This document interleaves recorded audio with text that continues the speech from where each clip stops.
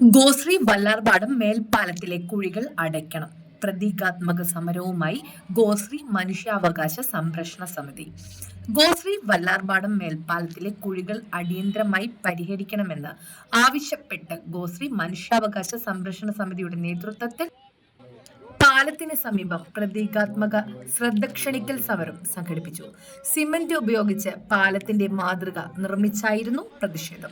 സമരം ഗോശ്രീ മനുഷ്യാവകാശ സംരക്ഷണ സമിതി ചെയർമാൻ പോൾ ജെ മാമ്പളി ഉദ്ഘാടനം ചെയ്തു. പാലത്തിലെ കുഴികൾ കാരണം ഇരുചക്ര വാഹനങ്ങൾ ഉൾപ്പെടെ നിരവധി വാഹനങ്ങൾ അപകട ഭീഷണി നേരിടുന്ന സാഹചര്യമാണുള്ളതെന്ന് അദ്ദേഹം പറഞ്ഞു.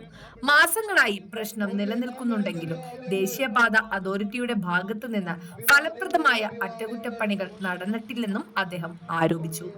റോഡിൽ കുഴികൾ രൂപപ്പെടുന്ന മുറയ്ക്ക് തന്നെ മൊബൈൽ ടാറിംഗ് ഉൾപ്പെടെയുള്ള അടിയന്തര അറ്റകുറ്റപ്പണി സംവിധാനം നടത്തണമെന്നും അദ്ദേഹം ആവശ്യപ്പെട്ടു. വിഷയത്തിൽ ബന്ധപ്പെട്ട അധികൃതർ തുടർന്നും അനാസ്ഥ കാണിച്ചാൽ ശക്തമായ ജനകീയ പ്രക്ഷോഭം സംഘടിപ്പിക്കുമെന്നും അദ്ദേഹം മുന്നറിയിപ്പ് നൽകി. സമരത്തിൽ general convener Johny Joseph, vice chairman M Rajagopal, convener Johny Vypin, secretary Antony Punnathara, Kerala പ്രതികരണ സമിതി പ്രസിഡന്റ് NG ശിവദാസ് എന്നിവരുൾപ്പെടെ വിവിധ സാമൂഹിക പ്രവർത്തകരും പങ്കെടുത്തു.